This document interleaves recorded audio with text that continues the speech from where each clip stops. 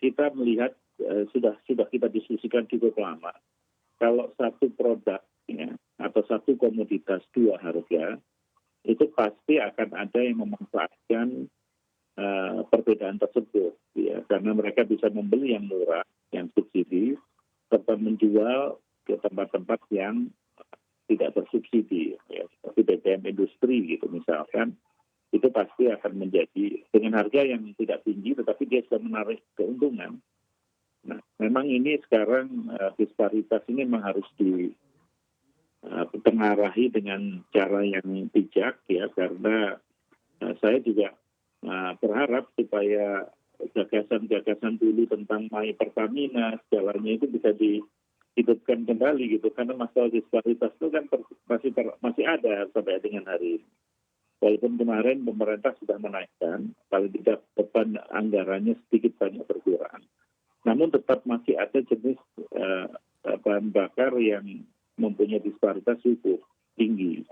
Nah, termasuk LPG juga demikian. LPG sampai hari ini juga disparitasnya tinggi. Dan itu yang harus segera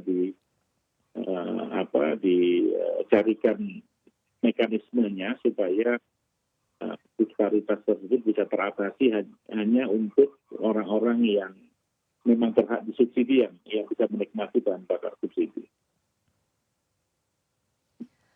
Baik, sekarang kita ke Pak Komaydi. Pak Komaydi, apakah situasi ini begitu ya Pak akan berpotensi untuk menimbulkan artinya migrasi dari solar non subsidi ke subsidi seperti tadi sudah disampaikan bahwa kalau ada disparitas harga ini mungkin saja terjadi. Kalau pandangan Anda seperti apa Pak Komaydi?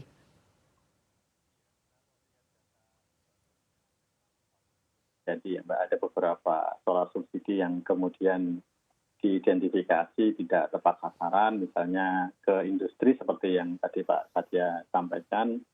Ada beberapa juga yang ke industri pertambangan, perkebunan, itu juga ini data yang disampaikan oleh teman-teman di BPH maupun di kepolisian setempat begitu ya.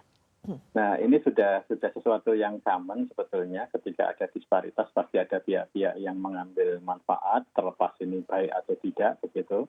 Nah ini yang saya kira harus sama-sama kita carikan solusinya. Ada beberapa hal tadi Pak Satya sudah menyebut, misalkan bagaimana Pertamina yang sudah memulai dengan My Pertamina ini untuk kemudian ditindaklanjuti, atau mungkin sebetulnya opsinya banyak ya Mbak. Ada beberapa misalnya kalau untuk solar ini kan yang perlu dijaga adalah untuk angkutan barang dan jasa supaya tidak dipass-through ke harga akhir barang begitu.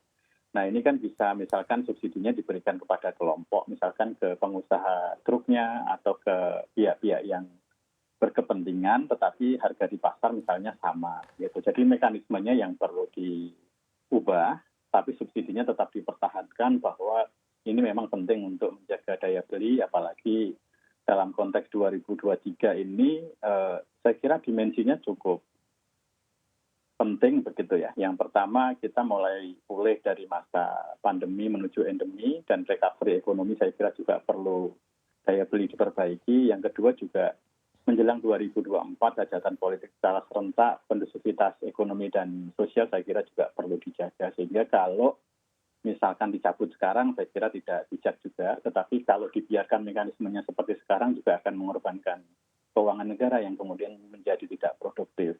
Nah cara-cara ini saya kira yang sama-sama perlu kita pikirkan, bagaimana tetap bisa kita berikan tetapi memang lebih tepat sasaran. Jadi kuncinya adalah tepat sasaran saya kira. Baik Pak Komaydi, lalu jika nanti artinya ada potensi penyelewengan, lalu juga ada yang bermigrasi begitu Pak, ini bebannya kalau ke APBN sendiri bagaimana Pak? Artinya nanti kan pengguna solar subsidi akan semakin meningkat Pak Komaydi. Iya, ini yang harus diantisipasi ya Mbak. Jadi kalau yang terjadi di lapangan kan demikian. Jadi kalau misalkan kita tegas, katakanlah hanya untuk angkutan barang dan jasa, sementara di SPBU satu harga ini sebetulnya lebih efisien.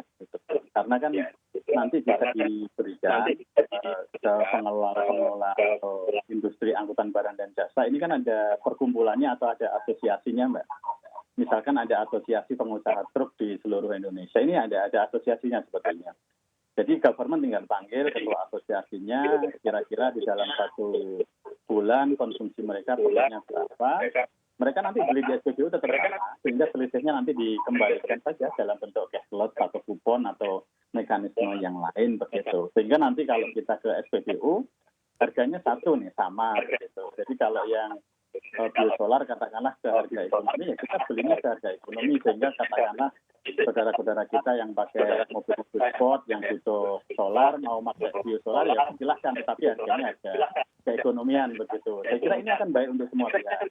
Bagi APBN bagus, nanti bagi konsumen juga ada opsi, bagi teman-teman usaha niaga BBM juga bagus karena kan penjualannya juga nambah begitu. Jadi silahkan mau nambah berapapun kalau misalkan ini ke harga keekonomian. Yang menjadi problem sekarang kan kemudian harganya subsidi, semakin nambah kemudian pemerintah akan semakin dikhawatirkan keuangannya begitu, keuangan negaranya. Sementara sebetulnya di dalam konteks tadi yang saya sampaikan di poin pertama, Mbak, ketika masa pandemi menuju endemi, sebetulnya daya beli atau konsumsi meningkat ini diperlukan karena untuk recovery sebetulnya. Nah, di satu sisi kalau ditahan itu konsumsinya melalui pembatasan solar misalnya, ini juga akan kontraproduktif ke ekonomi growth sebetulnya. Nah, ini yang saya kira harus dicarikan solusi.